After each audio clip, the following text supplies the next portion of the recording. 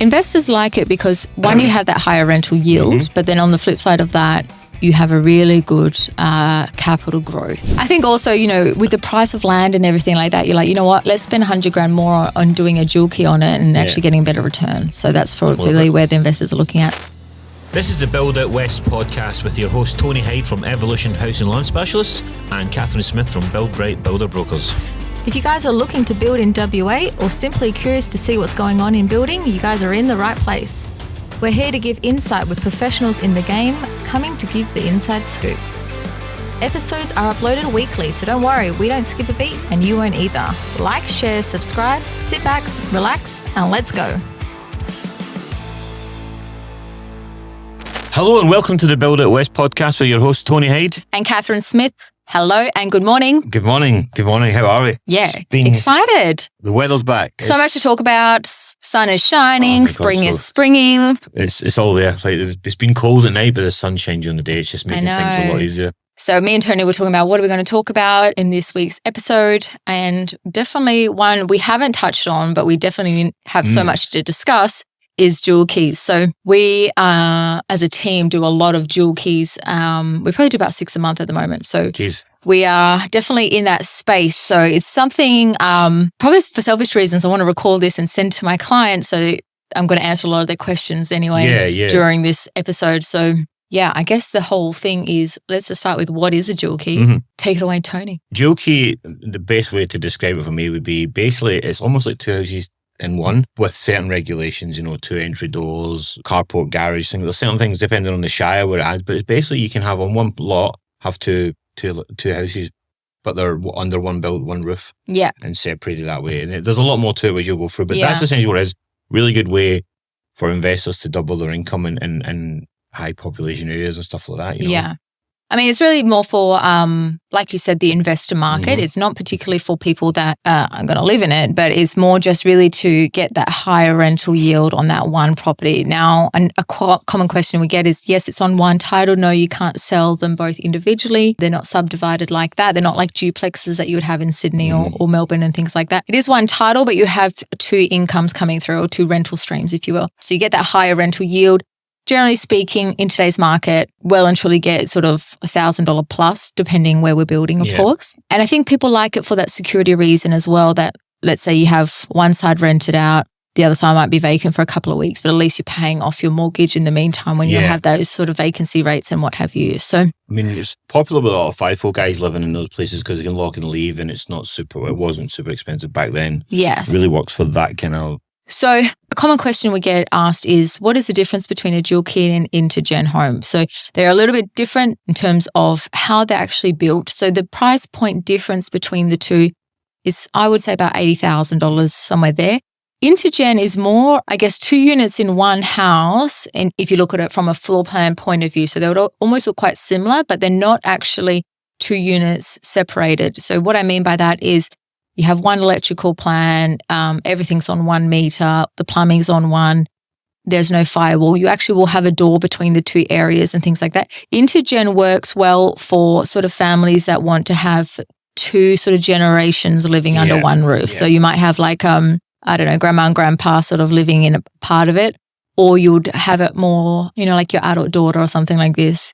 And you're still under one roof, but you just have that sort of separate little, kind of like little kitchenette and what have you kind of thing. A lot of the ones I've built for clients has been like a little living room, bedroom area with a kitchenette and a little laundry, like at the front of the house with maybe a side access door. They all walk to the main door, but they might have like a sliding patio door on the side and a little patio. I've done a couple of them, and it's always been for mum to live with them. Yes, but it's really more for like one family to split one home. But generally speaking, the people all live under the same roof, but they have their own space. Yep. Dual keys are actually completely different in terms of legally, you are able to rent them out to 2 different parties that don't know each other. So what I mean by that is you actually will have 2 letterboxes, so it'll be 7A, 7B. You have a fence dividing at the rear. Everything's completely separate entrances, separate living rooms, 2 different kitchens, 2 different laundries. Everything's completely separate. And then in terms of compliance, you have a firewall between the 2. You have more anti-con in the ceilings and things like that. But also it's sub-metered. So each, I guess, unit, if you will, you can either do a 3-bedroom or a 4-bedroom one side, and then usually a 2x1 on the other. And, you have 2 sub-meters. So obviously all the electrical and everything's completely subdivided. So in terms of target market, there's probably 2. I'm doing a bit of both. Some is just completely investors, mostly from, the East Coast, as you know, but they want to obviously rent both out to obviously maximize a higher rental yield. But the other option is more for local single people who are like, well, I'll just live on one side and I'll rent the other side out and get someone to pay my mortgage, in a much quicker time frame, that kind of thing. Because I don't need a huge 4x2. But I guess it's the modern concept of renting a room out in a way, to pay off your mortgage, that kind of thing. Where's the kind of areas that, I've not done a lot of dual keys, I'll be honest. It's not an area that I've been in, but I know you have. Where's the kind of areas you're seeing it? I mean, I'm going to assume like near the airport, the FIFO kind of working that thing, or oddly not. Is it really? Yeah. Wow. Which actually makes sense, but oddly not. So we've been doing them for well over a year now. The price point has rapidly changed, one on the land side, but also on the build side. We were doing them in the 600s, end of 23. Now we're end of 24. We're looking in the 8s, but that's for everything. But dual keys, not shy of that. But it's actually predominantly more the fringe suburbs that are actually getting the dual keys. I do a heap down South Yunderup, Ravenswood, Pinjarra, Lakelands. The big blocks are down there, right? The bigger blocks make it easier for compliance, but it's probably the price point that interests investors as well, right? So they were doing dual keys in the 600s. So you're like, well, even if I rent it out for 800, we're cash flow positive. That just is? I guess it's sort of like a safe price point, entry price point. I've got a few up in Yanchep, that kind of stuff. Yeah. You really more those fringy, but I do feel like investors are definitely a lot more heavier south at the moment, if that makes sense. I think there's a little bit more room, and it's not as far away. If you've got Yanchep up to Quins and stuff, 2 Rocks up there, it's starting to get a little bit. It's starting to hit that hour just a little bit more. Yeah. Whereas Mandra, that going down there is still the same, but I think it's an easier drive at the moment. Yeah. At the moment, but as you see, it's starting to get really, really busy.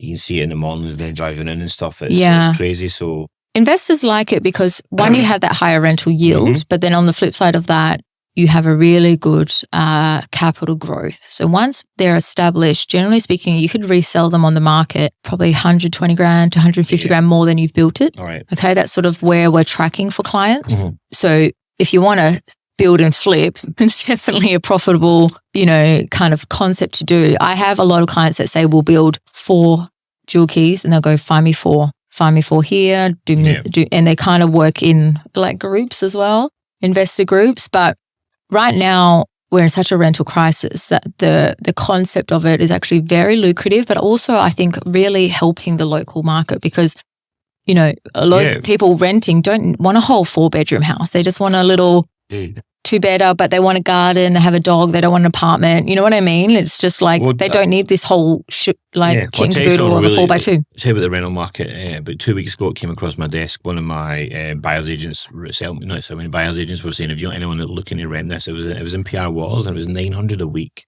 Yeah. For a 4x2, but it's got space for a boat. And I'm like, people that are renting don't have boats sort of thing. Do you know what I mean? But 900 a week in PR Walls. Yeah. And they'll get it, they'll fetch it. So it's just like that stuff. This is where investors are being smart building these things. Well, my client yesterday has a rental in Byford and they're getting 900 in Byford. Mind you, it has a pool, but like 900 in Byford, it's up there. But suppose going back to some of the things that I've seen about dual key when I've had clients come over is they tried to do it on the cheap or they tried to do it without doing it properly or they build this. One, you might not get it past the council for compliance. You can clearly see it's a dual key. Or if you do get it passed and then you rent it out as a dual key or whatever, your insurance won't be valid. Yes. Because you've not complied with it. So just, if you're doing it, be really careful on that stuff. And I'm really actually passionate about that because if you don't know how to do it, don't do it. It's really that simple. I do a lot of them and I know how to do it in terms of compliancy. In terms of that, there's so much more to it. It's not just say site coverage. Obviously, when you're doing a dual key, you prefer RMD blocks over R codes. Just in terms of site coverage, it's a lot more easy for compliance. But once you go into design guidelines and what have you, it actually will be case by case per thing. They don't want to have certain garages. They want this and that. Some of your states won't allow dual key. They'll just say no. Do you know what I mean? Yeah. Say no. So there's a lot more to it. In terms of the floor plans I actually use 3 different builders for dual keys and I stick to those 3 exclusively because they have proof that they can do it well in terms of compliance. Absolutely. So I don't risk with, new builders or people who are already doing homes but not in the dual key space. You know what I mean? It's a totally different kettle of fish. When you do a floor plan, it really needs to look like one house at the front. So when you're driving by, they want it to look like one house. So the actual 2-bedroom side is almost at the rear, kind of like a hidden granny flat, if you will. And that's why the entry points is like that. Now, the selling point of that is 2 target markets. The FIFO guys, so they love it because of that 2-bedroom side, they actually can't tell if they're home or not. So if a guy is off doing a 2-week swing, no one knows that he actually lives there. And it's a lot more secure for them because they can't tell lights on, lights off if that is relevant or not to someone being home. So FIFO guys really like to rent out that side. And there's a huge market for that, obviously, in Perth, having that.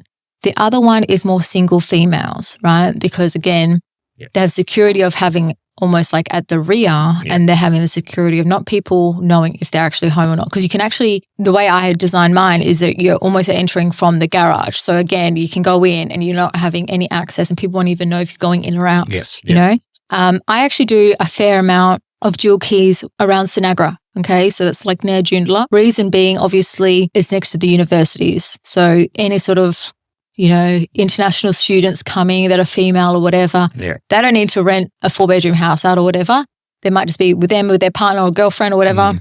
They only need a 2-bedroom, 3-bedroom, that kind of thing. And then you obviously get high rental yield because you've got 2 groups coming through. And so I do a lot in the Sinagra space. If you can afford it, we're almost at $900,000 for a dual key there at the moment. We were doing them in the 7s not long ago, but here we are, $100K more. You've got to look at your ROI though on that, right? And that's what the guys do. They work out the ROI on it. And he's still definitely strong. But I was talking to Kevin. He's my client. We got him a block in Sinagra July, and I was just looking at Sinagra for another client, and it's $70,000 more from July, and we're now in October filming this or whatever that is, 4 months. I mean, it's $70K more. That's a huge jump just on the land side. And then, maybe a bit more on the build from that time. Every single estate now, they're all starting with 3. But it's so depressing because, when you start with 3, that really messes people's budgets up because they got to pay stamp duty. Oh, here we go. It's like, especially if this is for building, obviously. It's mad.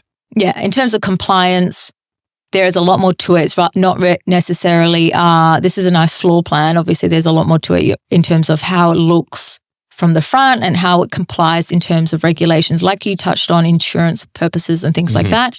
But also it's important to have it done correctly because property managers need those things in place for them to actually rent it out as dual tenancy, that kind of thing as well. So in terms of the target market, we have a huge FIFO culture here in WA. And I really believe the dual key concept is sort of releasing that pressure of them having to rent per room kind of concept, with 3 or 4 guys and they're doing rent per room to obviously lower their rents and things like that.